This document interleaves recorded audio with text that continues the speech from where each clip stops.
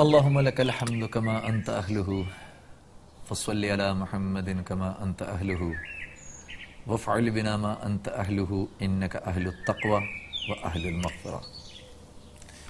سبحان الله وبحمده عدد خلقه ورضا نفسه وزنة عرشه ومداد كلماته. خواتین و حضرات، رمضان المبارک کا مہینہ اللہ جل شانہ کی فضل سے اور اللہ کا احسان، اللہ جل شانہ ہمیں آپ کو روزہ رکھنے کی توفیق دے رہے ہیں۔ یہ وہ مہینہ ہے جس میں قرآن کا نزول ہوا، بلکہ نہ صرف یہ کہ قرآن کا بلکہ باقی بھی جتنی آسمانی کتابیں ہیں، اور رمضان المبارک ہی میں اللہ جل شانہ نے اپنے مختلف نبیوں اور پیغمبروں کو بھیجیں۔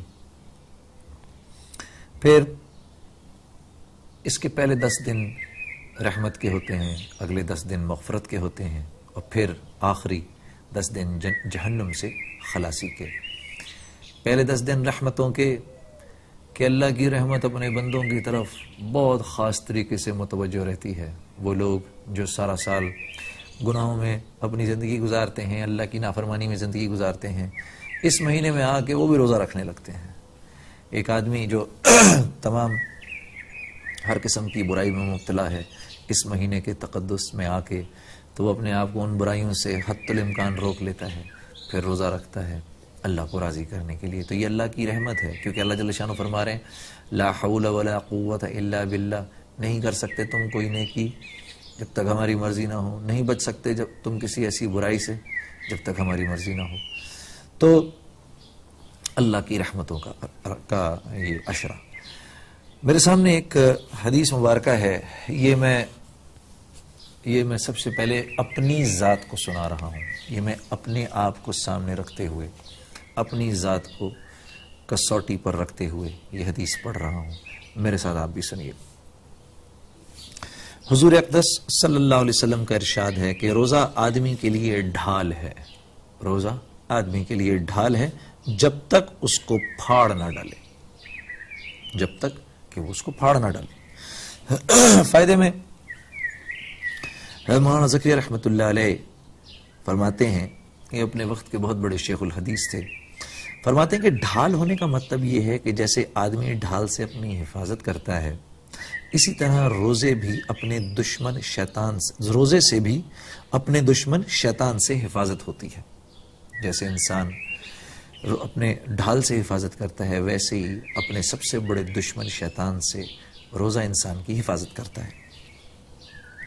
ایک روایت میں آیا کہ روزہ حفاظت ہے اللہ کے عذاب سے، دوسری روایت میں ہے کہ روزہ جہنم سے حفاظت کرتا ہے۔ یعنی آدمی، کیونکہ روزے کی حالت میں آدمی اپنے آپ کو گناہوں سے روکتا ہے، اس وجہ سے اللہ کے غضب سے اور اللہ کے عذاب سے اس کی حفاظت ہوتی ہے۔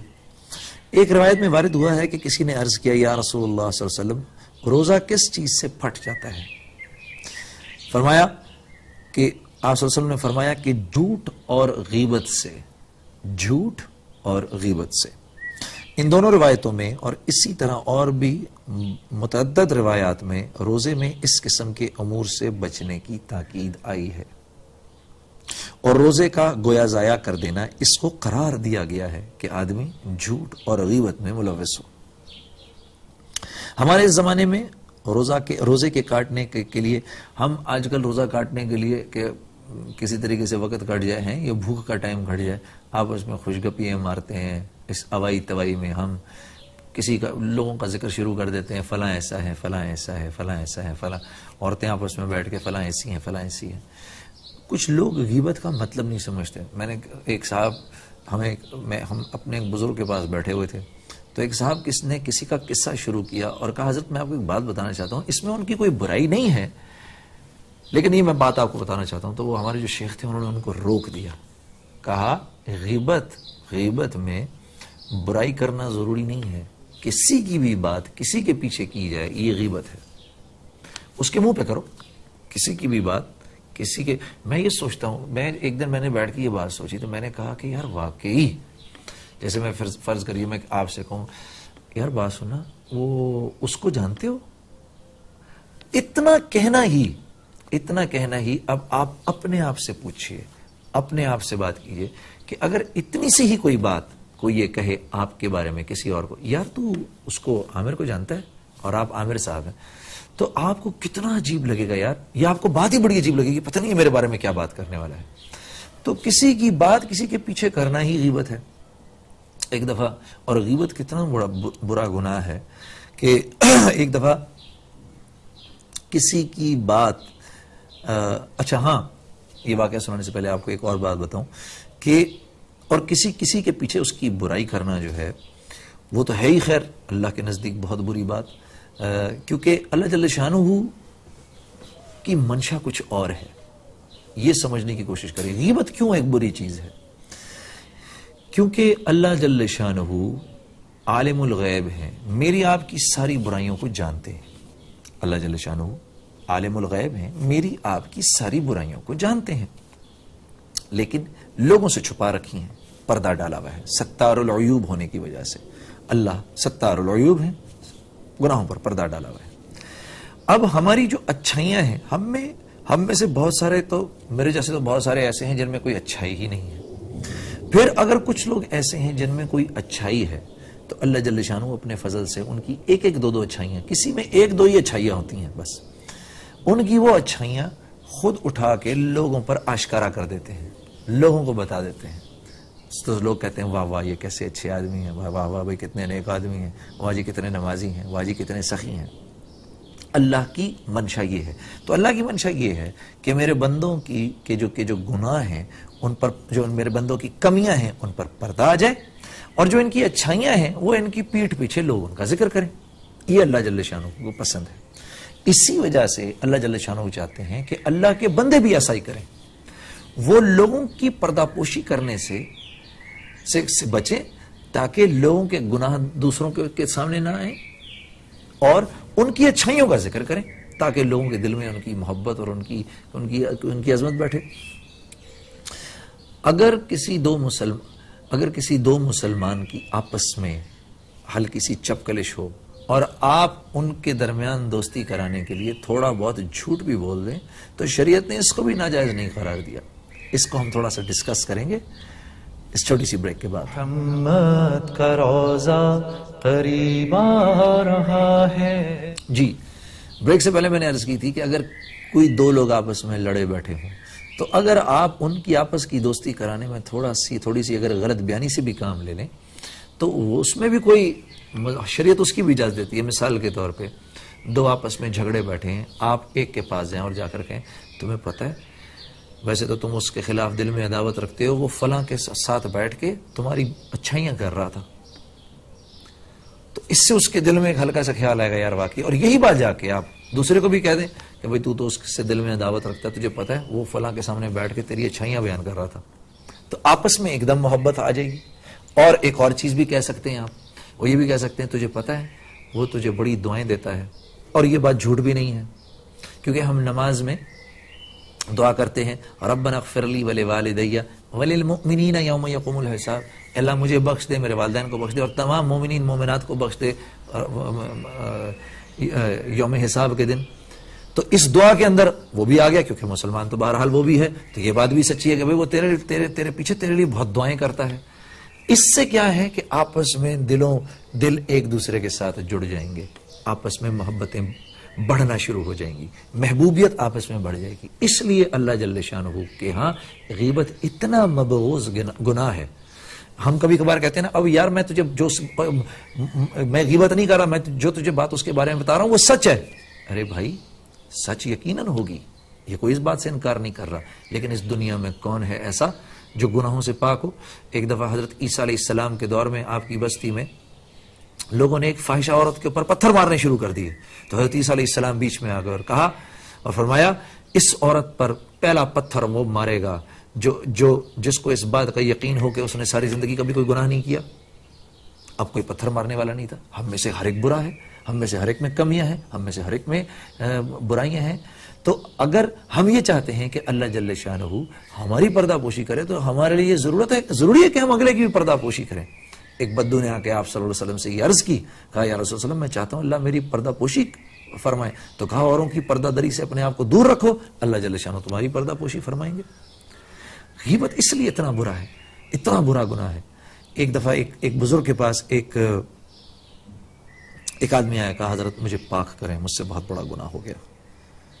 فرمایا کیا ہوا؟ اور رونا شروع کر دیا. حضرت مجھے پاک کریں، مجھ سے بہت بڑا گناہ ہو گیا. حضرت مجھے پاک کریں، مجھ سے بہت بڑا گناہ. وہ پریشان ہو گئے، بول ہوا کیا؟ کہا حضرت بدکاری ہو گئی مجھ سے. تو فرمایا ارے تو نے تو مجھے ڈرا ہی دیا تھا، میں سمجھا تو نے غیبت کی ہے. کیونکہ یہ ہر گناہ جو ہے، یہ اس قسم کے گناہ تو اللہ سے معافی کے اندر میں معاف کر دیے جائیں گے، لیکن غیبت ایک ایسا گناہ ہے کہ اگر ہم نے کسی کی غیبت کی ہے تو جب تک اس کے پاس جا کر خود معافی نہیں مانگیں گے اس وقت تک وہ گناہ معاف نہیں ہوگا. یہ اتنا برا گناہ ہے، اتنا اللہ کے نزدیک مبغوض ہے. اور ہم اگلے کی جب برائی بیان کر رہے ہوتے ہیں اور اگر وہ برائی اس میں موجود ہو، باوجود اس کے کہ ہم سچ بول رہے ہوتے ہیں، پھر بھی ممانعت ہے. اور اگر کسی کے اوپر کوئی جھوٹ بات کی تو یہ تو بہتان باندھ دیا، یہ اس سے بڑا گناہ ہے. کسی کی غلط برائی کسی کو جا کے بیان کرنی شروع کر دی تو اتنا برا گناہ ہے. اور بعض علماء حضرات کے نزدیک تو ادھر آپ نے روزے کی حالت میں کسی کی غیبت کی، ادھر آپ کا روزہ ٹوٹ گیا. وہ تو کہتے ہیں کہ روزہ ہی ٹوٹ گیا. لیکن جو جمہور جو امت میں جو ویسے جو زیادہ تر جو ہے وہ یہ بات جو ہے علماء کے نزدیک مانی جاتی ہے کہ بھئی روزے کی حالت میں جس نے غیبت کی یا جھوٹ بولا وہ روزے کے تقدس کو تو یقیناً پامال کر گیا. اسی طرح جھوٹ بھی اتنا ہی بڑا گناہ ہے، جھوٹ بھی اتنا ہی بڑا گناہ ہے. ایک صحابی نے آپ صلی اللہ علیہ وسلم سے پوچھا یا رسول اللہ صلی اللہ علیہ وسلم مسلمان بزدل ہو سکتا ہے؟ فرمایا ہاں ہو سکتا ہے. پوچھا یا رسول اللہ صلی اللہ علیہ وسلم مسلمان بخیل ہو سکتا ہے؟ کہا ہاں بخیل ہو سکتا ہے. پوچھا یا رسول اللہ صلی اللہ علیہ وسلم مسلمان جھوٹا ہو سکتا ہے؟ فرمایا نہیں، مسلمان جھوٹ نہیں بول سکتا. میں آج اپنے بارے میں سوچ رہا تھا کہ تیری زندگی کے اندر تیری زبان سے کتنا جھوٹ نکلتا ہے جنید، کتنا جھوٹ نکلتا ہے. شاید سچ اتنا نہیں نکلتا جتنا تیری زبان سے جھوٹ نکلتا ہے. تو اس زمرے میں تو میں آپ صلی اللہ علیہ وسلم کو قیامت کے دن کیا منہ دکھاؤں گا؟ جب آپ صلی اللہ علیہ وسلم نظر آئیں گے روز محشر میں، میدان محشر میں جب آپ کھڑے ہوں گے، میں کیا منہ دکھاؤں گا آپ صلی اللہ علیہ وسلم کو؟ آپ صلی اللہ علیہ وسلم تو فرما رہے ہیں مسلمان جھوٹ بول ہی نہیں سکتا اور میرے منہ سے اتنا جھوٹ نکلتا ہے. تو میرے عزیزوں اس بات کا خاص خیال رکھو. یہ رمضان المبارک جو ہے نا، یہ تزکیہ نفس کا مہینہ ہے. ارے پی جاؤ، جو پی لینے میں مزہ ہے نا وہ سامنے کہہ دینے میں اور اظہار کر دینے میں نہیں ہے. جو اپنے اوپر لے جانے میں جو مزہ ہے نا، جو مزہ عزت اس کی ہی ہوتی ہے جو دل پہ تو داغ کھا لے دامن پہ اس داغ کو نہ پڑنے دے. عزت اس کی ہوتی ہے. وہ کوئی بہادر نہیں جس کا دامن تار تار ہو. بہادر تو وہ ہے جو بات کو اپنے اوپر سہ جائے، صبر کر لے. ہم کہتے ہیں نا صبر کرنا اور کیا ہے؟ یہ صبر کرنا ہے. آپ جانتے ہیں فلاں میں یہ برائی ہے، آپ جانتے ہیں کہ میں اس بات کروں گا تو فلاں کی پکڑ ہوگی، آپ اس کو پی جائیں. آپ کی اس بات کو اللہ دیکھ رہا ہے. ایک دن آپ سے بھی کوئی غلطی ہوگی، اس دن اللہ جل شانہ بذات خود آپ کی پردہ پوشی کریں گے، خود آپ کی مدد کریں گے. اس سے معاشرہ بھی الحمدللہ ایک بہترین معاشرہ بنے گا. لوگوں میں آپس میں محبت اور الفت بڑھے گی، لوگوں میں آپس میں پیار اور محبت بڑھے گی. پھر کوئی کسی کے بچے کے منہ سے نوالا چھین کے اپنے بچے کے منہ میں نہیں ڈالے گا. پھر کوئی کسی اور کا حق مارنے کی کوشش نہیں کرے گا، بلکہ مسلمان کی عزت کو اپنی عزت سمجھے گا. صحابہ کرام کے دور کی ایک عجیب سی بات مجھ کو یاد آ گئی اور میں سوچ رہا ہوں کہ اگر یہ سب کچھ آج کے دور میں ہوا ہوتا تو کیا ہوتا. ایک عجیب واقعہ مجھے یاد آیا. ایک صحابی نے ایک دوسرے اپنے دوست صحابی سے فرمایا کہ میں چاہتا ہوں کہ تم فلاں کی بیٹی کے اوپر جا کے میری نکاح کی بات رکھو. تو وہ صحابی گئے ان سے ملنے کے لیے لڑکی کے باپ سے. تو کہا جی میرا فلاں دوست جو ہے وہ آپ کی بیٹی سے نکاح کرنا چاہتا ہے. تو جو لڑکی کے باپ تھے انہوں نے کہا کہ ہم اس سے تو اپنی بیٹی کا نکاح نہیں کریں گے، البتہ تم سے کرنے کو تیار ہیں. تو انہوں نے کہا مجھے 1 منٹ سوچنے کے لیے دیجئے. انہوں نے 1 منٹ سوچا، سوچنے کے بعد کہا اچھا ٹھیک ہے میں آپ کی بیٹی سے نکاح کرنے کو تیار ہوں. خیر وہیں بیٹھے بیٹھے نکاح ہو گیا. اس زمانے میں تو زندگی بہت آسان تھی، میری تمہاری طرح تھوڑی کہ جب تک کسی غریب کا پورا گھر نہ بک جائے اس وقت تک شادی نہ ہو. نکاح ہوتا تھا ایک حلال چیز تھی اللہ کی طرف سے, اس کو صحابہ کرام ویسے ہی کیا کرتے تھے, اسی لیے ان کی زندگیوں میں سکون چین اور اطمینان تھا. خیر جی, وہاں پر نکاح ہو گیا. اب وہ صحابی باہر نکلے اور اپنے دوست کے پاس آئے اور آ کے ان سے عرض کی, بھائی بات یہ ہے کہ میں بات تو تیرے ہی نکاح کی, تیرا ہی پیغام لے کر گیا تھا. وہاں جا کر لڑکی والوں میں جو لڑکی کا والد تھا اس نے کہا, جی میں اس سے تو نہیں, آپ سے کرنے کو تیار ہوں. تو بھائی نکاح میں کرایا. تو ان صحابی نے کہا, مجھے معاف کر دیجئے, وہ لڑکی آپ کے نصیب کی تھی اور میں اس پہ نظر ڈالے بیٹھا تھا. کیسے یہ محبت, الفت, ایسے اخلاق, یہ ان حضرات میں کہاں سے پیدا ہو گئے؟ کہاں سے پیدا ہو گئے؟ جو کہ جن کی بد اخلاقی اور بد کرداری کی مثالیں دی جاتی تھیں آپ صلی اللہ علیہ وسلم کے آنے سے پہلے, جن پر کوئی حکومت کرنے کو تیار نہیں تھا, جو جتنا بڑا بدکار تھا وہ اتنی بڑی فخر کی نظر سے دیکھا جاتا تھا, جو جتنا بڑا جواری اور شرابی تھا اس کی اتنی ہی معاشرے میں عزت تھی, جو زمین پر پڑے ہوئے دشمن کا خون چاٹا کرتے تھے, جن میں اس بات پر 100 سال تک لڑائیاں ہوتی تھی کہ تیرے اونٹ نے میرے اونٹ سے پہلے پانی کیسے پی لیا, ان میں یہ اخلاقیات کہاں سے آ گئے؟ میرے عزیزوں, ان حضرات نے محنت کی, اپنے اخلاقیات پر محنت کی. اچھے اخلاق پیدا کرنا سب سے بڑی ہمت کی بات ہے. وَاصْبِرْ عَلَى مَا أَصَابَكَ, حضرت لقمان حکیم اپنے بیٹے کو یہ تاکید کر رہے ہیں. انشاءاللہ اگلے پروگرام کے اندر میں اس بات کو خوب ذرا ڈیٹیل کے اندر آپ کو ڈسکس کر کے بتاؤں گا. اگلا پروگرام نہ مس کریے گا. وَاصْبِرْ عَلَى مَا أَصَابَكَ, اے میرے بچے اچھے اخلاق پیدا کر. ان ذلک من عزم الامور, اور میں جانتا ہوں یہ بڑی ہمت کی بات ہے. انشاءاللہ اس کو ہم انشاءاللہ نیکسٹ پروگرام کے اندر اور ڈیٹیل کے اندر ڈسکس کریں گے. تو میں کہنا یہ چاہ رہا تھا کہ اپنے روزے کی حفاظت کرو, اپنے روزے کی حفاظت کرو. مشائخ نے روزے کے آداب میں 6 امور تحریر فرمائے ہیں, وہ میں آپ کے سامنے بھی پڑھتا ہوں. روزے دار کو ان کا اہتمام ضروری ہے. اول, نگاہ کی حفاظت, کہ کسی بے محل جگہ پر نہ پڑے, حتیٰ کہ کہتے ہیں کہ بیوی پر بھی شہوت کی نگاہ نہ پڑے. پھر اجنبی کا کیا ذکر, اور اسی طرح کسی لہو و لعب وغیرہ ناجائز جگہ نہ پڑے, یعنی کسی فضول سے کام کے اندر آپ کا وقت ضائع نہ ہو. نبی کریم صلی اللہ علیہ وسلم کا ارشاد ہے کہ نگاہ ابلیس کے تیروں میں سے ایک تیر ہے. جو شخص اس سے اللہ کے خوف کی وجہ سے بچ رہے, حق تعالی جل شانہ اس کو ایسا نور ایمان نصیب فرماتے ہیں جس کی حلاوت اور لذت قلب میں محسوس کرتا ہے.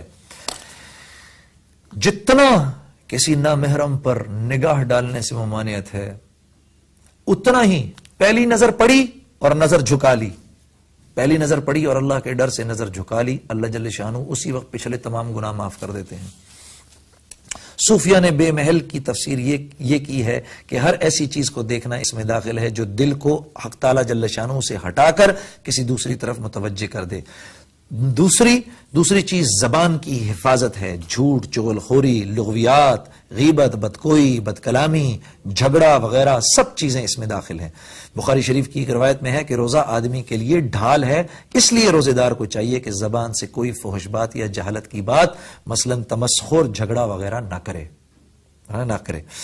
اگر کوئی دوسرا جھگڑنے لگے تو کہہ دے کہ میرا روزہ ہے, اور اگر وہ بے وقوف نہ سمجھ ہو تو اپنے دل کو سمجھاوے کہ تیرا روزہ ہے, تجھے ایسی لغویات کا جواب مناسب نہیں.